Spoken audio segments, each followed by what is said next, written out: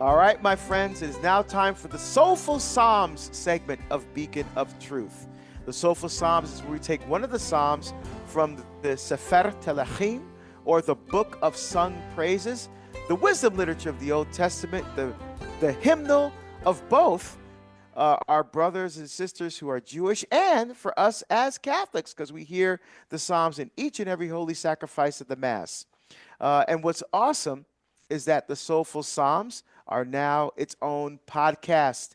You can go to Podcast Central at the EWTN website to download and listen to the Soulful Psalms, or even better, on the EWTN app, which is chocked full of incredible content to help you grow more deeply in your faith. But you can also go to your favorite podcast platform like SoundCloud or iTunes or Spotify and listen to the Soulful Psalms there as well. And I'm using the Revised Grail Psalms, which is approved for use in the Holy Sacrifice of the Mass and prepared by the Benedictine monks of Conception Abbey. And today, we're continuing our look at Psalm 44. So Psalm 44 is in Book 2 of the Psalms, and Psalms 42 to 49 are by the sons of Korah. And so, I said we looked at this psalm. We're trying to look at the last few verses. We're going to jump in at verse 21. But the prescript or superscript of this psalm, which is the entire first verse of the psalm, again in the Masoretic text, says, Lemenzeach livni Korah maskil. So for the choir master of the sons of Korah, and then a maskil. Again, a maskil means enlightened one or scholar. But again, we don't know what maskil or, some of those other words, Jewish words that are used. Like, for example, michtam, which means thing that covers. But again, we don't know what it meant when it was used in these prescripts and superscripts of the Psalms when they were written. So that still remains a mystery to us. But let's dive in at verse 21. So, the Korah is talking about how these things are befalling them. There's some negative things that are happening around them. Looks like the enemies are at the city gates, at the city walls, if you will.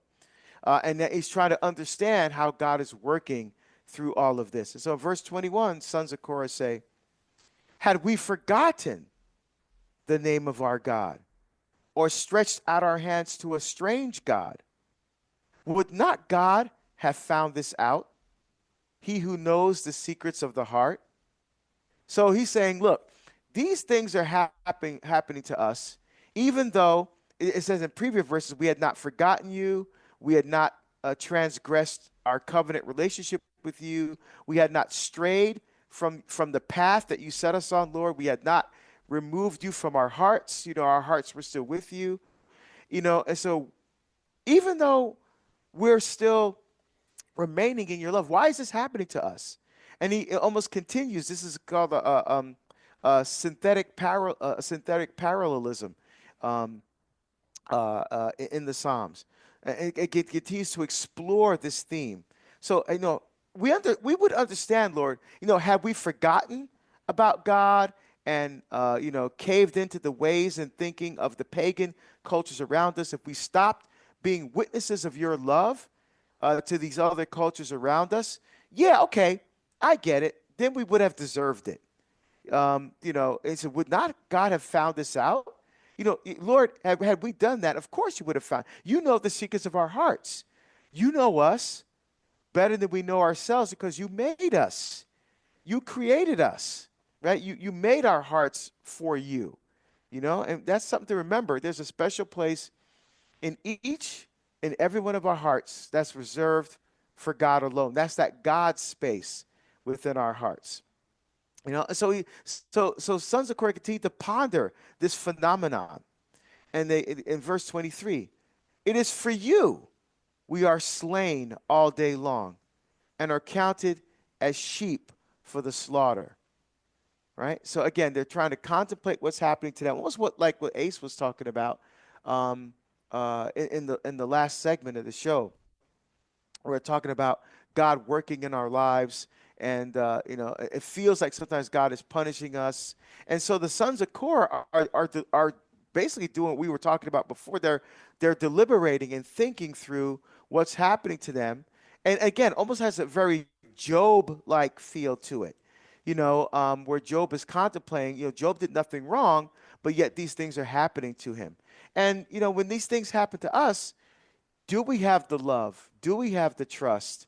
Um, are we able to, I mean, may we not be able to understand what God is doing, but do we trust that somehow God is going to bring us through this? And through this experience, God is teaching us something, God is growing us, God is stretching us, God is expanding the ability of our hearts to love him.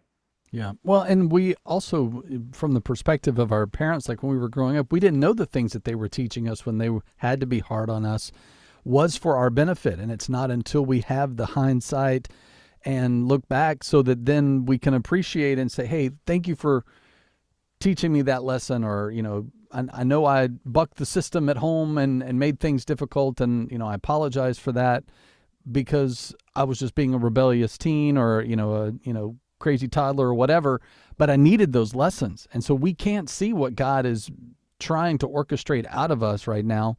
We just see it as, or it just feels, and again, feelings are what sometimes cloud that judgment of how we perceive God or receive him. And so in that, we just have to know that I know this hurts, I know this stings, but I know it is for my good. And one day I will see it. I don't have to like it, but it's going to be good because then I'll go, why was I ever that way? But that's our flesh battling with the supernatural of parts of ourselves. Yeah, because those kinds of experiences have a cumulative effect. When you go through it the first couple of times, like you're just angry. Like I said, when you're a child, you're angry, you're upset, you don't understand. Yeah. But as you get older and you have more life experience, you begin to see, now it makes sense. Especially when you have kids, your own kids. Yeah. Now you're saying, oh, because what happens? You sound like your parents, Right. and you instill those same disciplines on your children. Oh, because why? Now you see what your parents were trying to do. Now you understand that they were trying to keep you safe. And now you're passing that along to your own children, Yeah. again, with the same hopes and anticipation that they will one day understand. And so it's that cumulative effect here. The sons of Korah are writing, thousands of years ago, but yet this same wisdom and this same experience, the same life experience, the same interaction with God is something that is carried forward into our relationship with the Lord today. Absolutely beautiful. And so now in verse 24, the sons of Korah are extolling the Lord. Awake, O Lord, why do you sleep? Arise, do not reject us forever. Lord, he's like your kid goes into your room and shakes your bed. Mom, Dad, wake up. We need something, And Lord, wake up from sleep. Look what's happening to us. Why do you hide your face and forget our oppression and misery? Again, God is not turning his back. He's not forgetting your oppression and misery.